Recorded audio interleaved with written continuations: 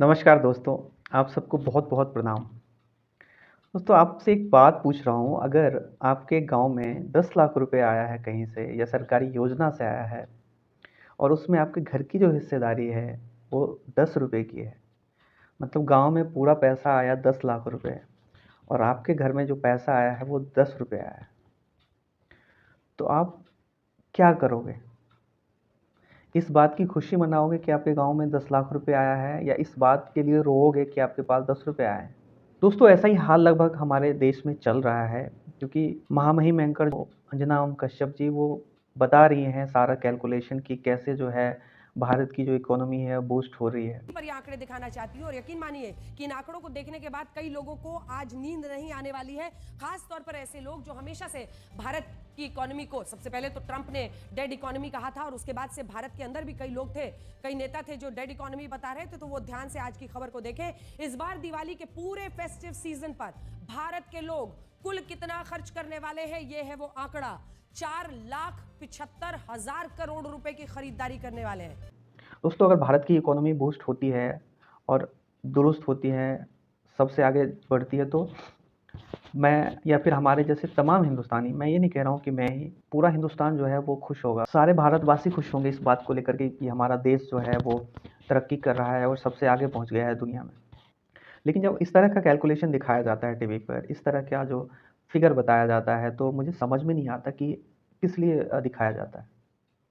दोस्तों इसमें अंजना ओम कश्यप जी बता रही थी कि जो इस साल लोग जो है अनुमानित जो खर्चा करने जा रहे हैं दिवाली पे, वो 4.5 लाख करोड़ रुपए का पूरे इंडिया में। और साथ ही ये भी बता रही हैं कि जो पाकिस्तान का पिछले 6 साल का रक्षा बजट है, वो भी लगभग इतना ही है, 4.80 लाख करोड़ रुपए।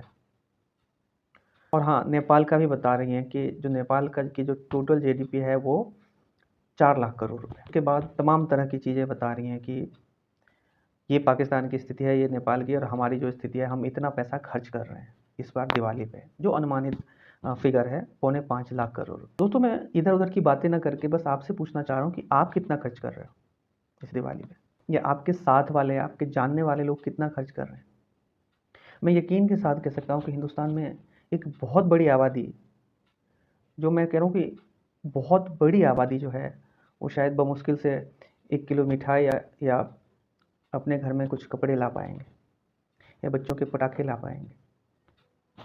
और जब ये हालत है, एक तरफ आप जब इस चीज़ के लिए अपनी पीठ थपथपा रहे हो कि हम 80 करोड़ लोगों को अनाज दे रहे हैं, हम इतनी राहत पैकेज दे रहे हैं, हम हज़ारों रुपए बांट रहे हैं, और दूसरी तरफ जब आप ये चीज़ बता रहे हो कि अनुमानित जो खर्चा है दिवाली पे वो 4.5 लाख करोड़ रुपए का है, तो मैडम ज़रा ये भी तो बता देती कि अनुमानित जो खर्चा 4.5 लाख करोड़ रुपए का है, इसका जो एवरेज कितना है।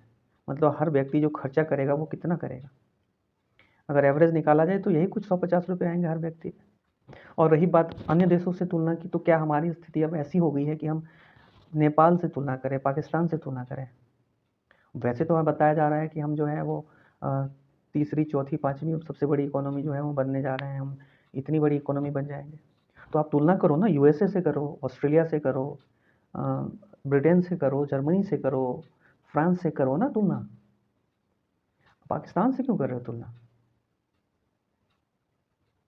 आप नेपाल से क्यों कर रहे हो तुलना? दोस्तों अंजना जी कह रही हैं 4.5 लाख करोड़ हिंदुस्तान खर्च करने जा रहा है इस साल दिवाली पे। आप या आपके जानने वाले कितना खर्च कर रहे हैं? और अगर ये फिगर जो है, आप उन बुनियादी चीज़ों को भी खरीदने में अगर आपको दिक्कत हो रही है, तो समझ लो कि स्थिति जो है वो गंभीर है।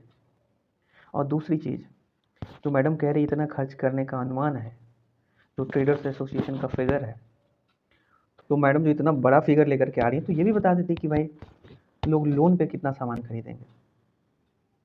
ये क्यों नहीं बता रही कि जो हिंदुस्तानियों पे जो लोन जो है वो दिन ब दिन बढ़ता जा रहा है, हर साल जो है वो इसका आंकड़ा इतनी तेज़ी से बढ़ता जा रहा है।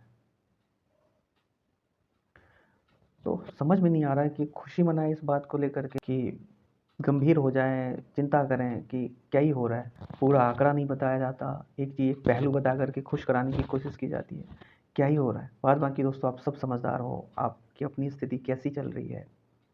हो सकता है आप उन खुशनसीब लोगों में से हो, आप भाग्यशाली हो कि आपकी स्थिति बेहतर हो रही है, आप बेहतर कैटेगरी में हो, लेकिन एक समाज के तौर पे, एक राष्ट्र के तौर पे कलेक्टिवली अगर देखें, जो पिछले पायदान पर बैठे हैं, अगर आप महानगर में हो, दिल्ली में, मुंबई में, बैंगलोर में, चेन्नई में कहीं हो, ये मत सोचो कि इंसान जो झारखंड के जंगल में बैठा है, झारखंड के गांव में बैठा है, बिहार के गांव में बैठा है, असम के गांव में बैठा है, महाराष्ट्र के गांव में बैठा है, मणिपुर में बैठा है, उन लोगों की क्या स्थिति है? क्या वो लोग इस 4.25 लाख की जो अनुमानित खर्च है इसमें शामिल हैं वो लोग? और अगर नहीं है तो किस बात का दंभ भरा जा रहा है? ये बहुत गंभीर बात है दोस्तों। इस वीडियो के बारे में आपकी जो भी राय है, इस विषय के बारे में आपकी जो भी राय है, कमेंट करके ज़रूर बताइएगा। अगर कंटेंट अच्छा लगे तो चैनल को सब्सक्राइब एंड शेयर ज़रूर करिएगा। बहुत बहुत धन्यवाद।